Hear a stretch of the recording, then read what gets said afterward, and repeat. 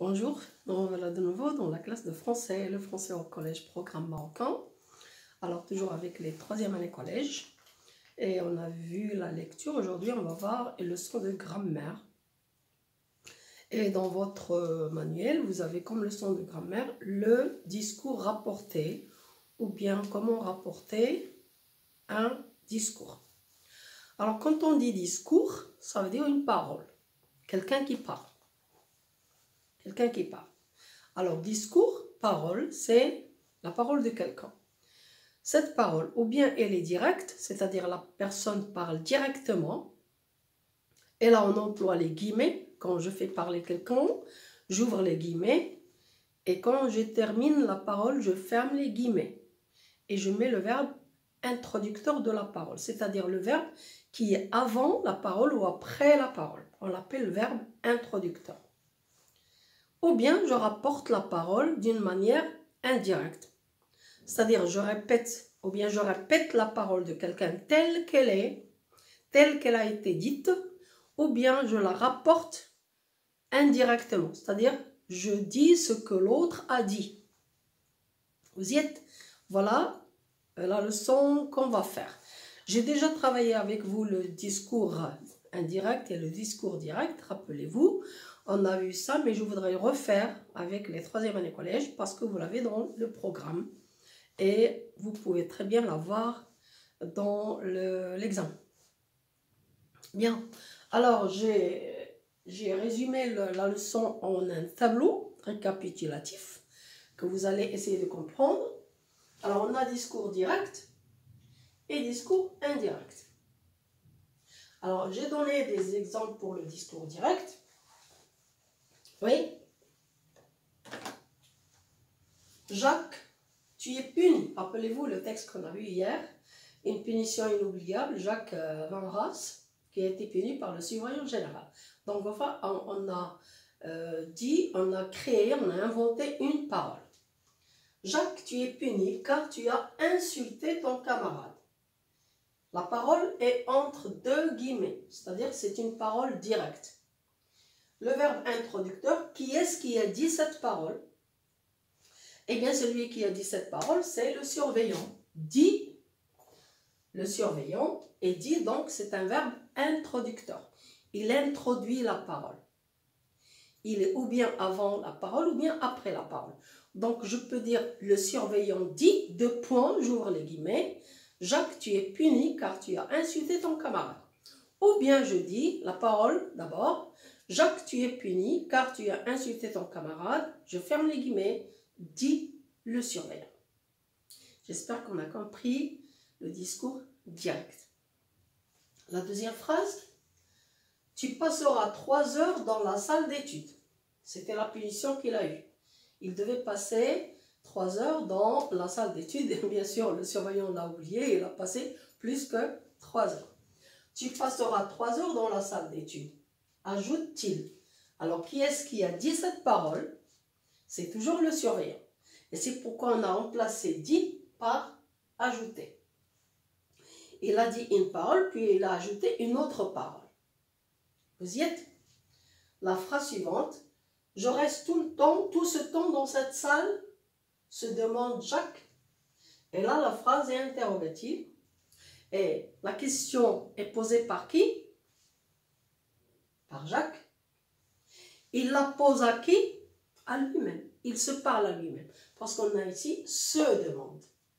Jacques, quand il a été puni et qu'il rentre dans la salle, il se dit je reste tout ce temps dans cette salle? Est-ce que je vais rester tout ce temps dans cette salle? Il se pose la question lui-même. Vous y êtes? Donc là, c'était le discours direct. C'est une manière de rapporter la parole. Je pourrais, dans mon récit, raconter l'histoire et puis rapporter la parole des personnages qui ont parlé telle qu'elle a été dite. Et là, on dit rapporter la parole d'une manière directe. Vous y êtes? Bien. Maintenant, on regarde le verbe.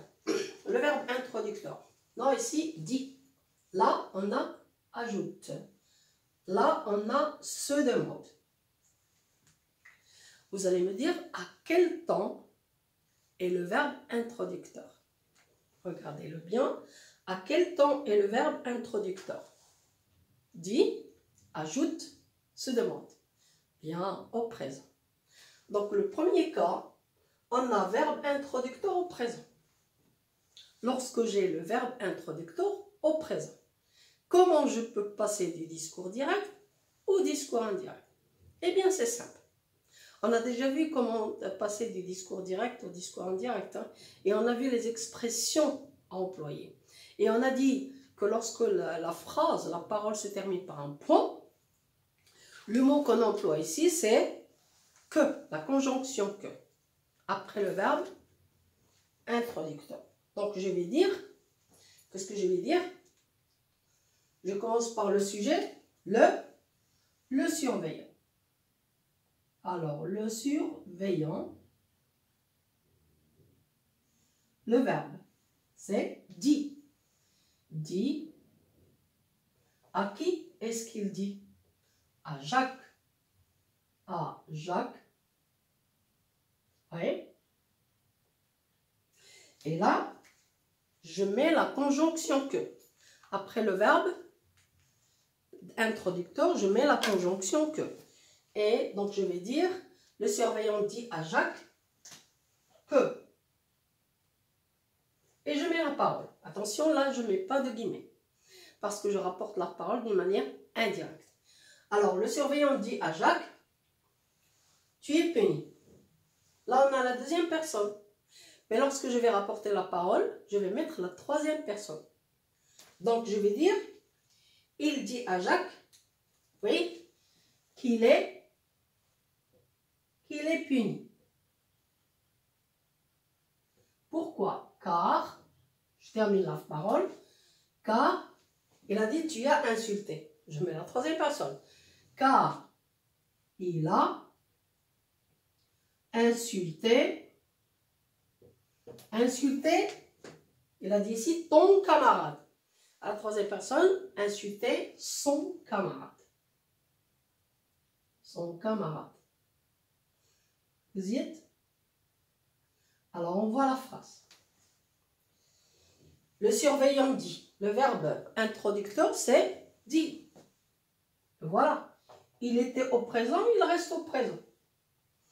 À Jacques, qu'il est puni. Et là, on a rencontre de deux voyelles. Donc, que va devenir que apostrophe. Il dit à Jacques qu'il est puni car il a insulté son camarade. Vous y êtes? Bien. Maintenant, regardons les verbes qui sont à l'intérieur de la parole. Alors, on a Jacques, tu es. C'est quel temps? Présent. Tu as insulté. C'est quel temps? Passé composé. Lorsque je suis passé au discours indirect, est-ce que les temps ont changé? Non, ils n'ont pas changé. Donc la règle me dit, lorsque le verbe introducteur est au présent, je passe au discours indirect sans changer les temps des verbes. Présent, je garde le présent. Passé composé, je garde le passé composé. Futur, je garde le futur. Et ainsi de suite. Vous y êtes? On passe à la deuxième phrase. La deuxième phrase, tu passeras 3 heures dans la salle d'études. Qui est-ce qui dit? Oui? C'est ajoute-t-il. Donc on va mettre il ajoute. Il ajoute. Qu'est-ce qu'il ajoute? Qu'il passera. Qui est-ce il? Jacques. Il ajoute que Jacques, pour éviter la confusion, que Jacques passera 3 heures dans la salle d'études. Vous y êtes? Voilà la phrase. Et on a toujours que. Et il ajoute que Jacques. Que Jacques passera 3 heures dans la salle d'études. Verbe introducteur. ajoute, il est au présent. Le verbe dans la parole passera, c'était le futur, je garde le futur. Donc je vais garder le même temps. Passera. Tout à l'heure on a dit a puni, on a gardé le même temps. Oui, il a insulté. Oui, il a insulté.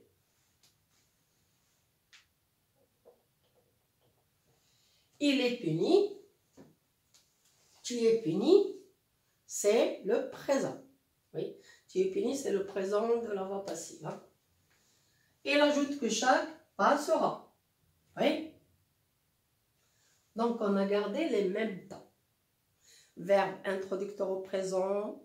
Je passe au discours indirect. Pas de changement de temps de verbe. Troisième exemple. Je reste tout ce temps dans cette salle. Verbe introducteur. Se demande Jacques. Donc, je vais mettre... Qui est-ce qui parle? C'est Jacques. Donc, Jacques se demande. Alors, Jacques se demande. Alors, ici, j'ai une question. Donc, je ne peux pas mettre que. On a dit que lorsque la phrase se termine, lorsque la parole se termine par un point, au discours indirect, je mets que, la conjonction que. Mais si la phrase se termine par un point d'interrogation, ça dépend. Là, on doit mettre quelle expression? Oui? Je reste tout ce temps dans cette salle? Est-ce que je reste tout ce temps dans cette salle lorsque la question est totale? Est-ce que, ou bien l'inversion de sujet, ou bien je reste? Ah, mais si, on a déjà vu ça. Vous n'avez qu'à revenir à mes vidéos. Hein. Discours direct, discours indirect. Donc, on va mettre, Jacques se demande, oui, si, et la parole, il reste tout ce temps dans cette salle. Vous y êtes? Même chose, si il rencontre de deux voyelles, je supprime la première. D'ailleurs, ça se dit même dans l'arabe classique.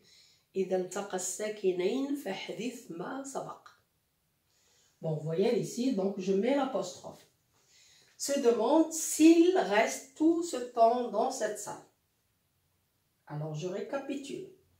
Verbe introducteur se demande. Il est au présent. Verbe de la parole, c'est reste. C'est le présent. Donc, on a gardé les mêmes temps. Vous y êtes? Est-ce que c'est clair? Là, je suis dans le verbe introducteur au présent. Oui? Maintenant, on passe. On va mettre les mêmes phrases. On va garder les mêmes phrases. Mais on va changer le temps du verbe introducteur. Et on va dire, la parole, c'est la même. Donc, on a, qu'est-ce qu'on a dans la parole? Hein? Jacques, tu es puni car tu as insulté ton camarade. Alors, voilà ma parole. Jacques, tu es puni car tu as insulté ton camarade. Verbe de parole, c'est dit. Et moi, je voudrais le mettre au passé. Alors, quand je dis le verbe introducteur au passé, ou bien je mets ce verbe à l'imparfait, ou bien quand l'action se répète, ou bien je mets ce verbe au passé simple, ou bien je mets ce verbe au passé composé.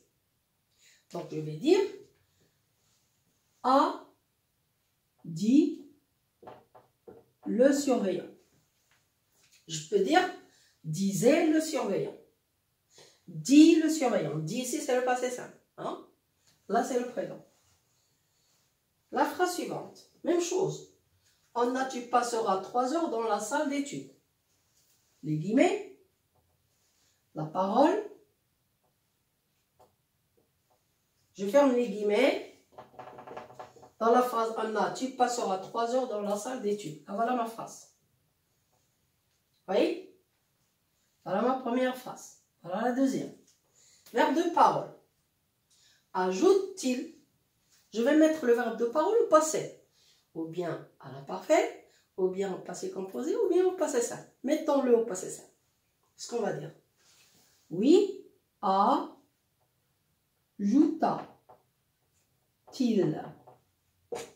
Ajouta-t-il. Voilà mon verbe. Il est au passé. La troisième phrase. Même chose. C'est la même parole. Elle est introducteur. Le verbe introducteur, on va le mettre au passé. Et là, on va changer de temps pour montrer que je peux utiliser ou bien le passé composé, ou bien le passé simple, ou bien l'imparfait. Mettons-le à l'imparfait. Qui est-ce qui se demande? C'est Jacques. Donc, on va mettre se demandait. Se demandait, c'est l'imparfait. Vous y êtes? Jacques. Se demandait Jacques. Alors, revenons à nos verbes. Verbe introducteur au passé. Ou bien, c'est le passé composé, ou bien c'est le passé simple, ou bien c'est l'imparfait. Voilà les temps du passé. Je vais donc mettre mes phrases au discours, au discours indirect. Alors, la première phrase. Oui, le surveillant. Le surveillant. Verbe introducteur a dit. Oui, que Jacques.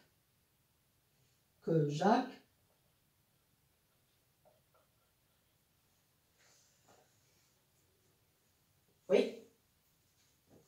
La conjonction que Jacques. Regardez, tout à l'heure, on a dit est puni. Alors là, pour passer du discours direct au discours indirect, lorsque j'ai le verbe introducteur au passé, il y a une règle à appliquer. Que dit la règle? La règle dit, je remplace le présent dans la parole, à l'intérieur de la parole. Je remplace le présent par l'imparfait. Donc, qu'est-ce que je vais dire ici? Que Jacques, oui, était puni. Je rappelle que là, c'est la voix passive. Même si vous voyez le participe passé, c'est la voix passive. C'est l'imparfait de la voix passive. Était puni, oui, car il... La deuxième règle. La règle me dit, lorsque j'ai dans la parole le passé composé, au discours indirect, je remplace le passé composé par le plus que parfait. Et là, ce sont des règles à apprendre et à appliquer. Donc, je vais dire, le surveillant a dit que Jacques était puni, car il a, on a ici le passé composé, car il avait insulté. Il avait insulté son camarade. Vous y êtes? Voilà ma phrase. Donc là, le verbe introducteur au passé, il reste au passé. Mais le verbe qui était tout à l'heure à l'imparfait, au présent, il va devenir à l'imparfait. Il change. Le passé composé va devenir au plus que parfait. Vous y êtes? Bien. On passe à la troisième règle. La deuxième phrase, qu'est-ce qu'on a? Il ajouta. Il ajouta que, bon, Jacques, que l'enfant, que l'enfant, le verbe, tu passeras. Que l'enfant, alors la règle là. La règle me dit, lorsque j'ai dans la parole le futur simple, au discours indirect, je mets le conditionnel présent. Donc, je vais dire que l'enfant passerait 3 heures dans la salle d'études.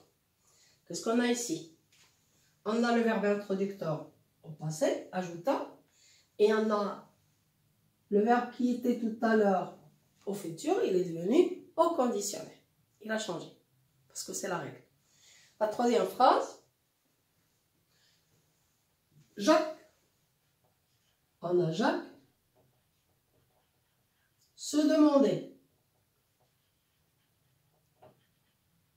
Jacques se demandait. Oui. Quoi? On a ici, je reste. Dites-moi quel est le temps que je vais mettre. Je reste tout ce temps dans cette salle? Hein? S'il, oui.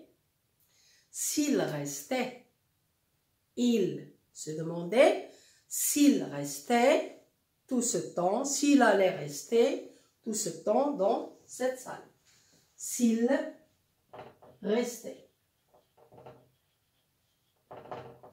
Voilà la phrase.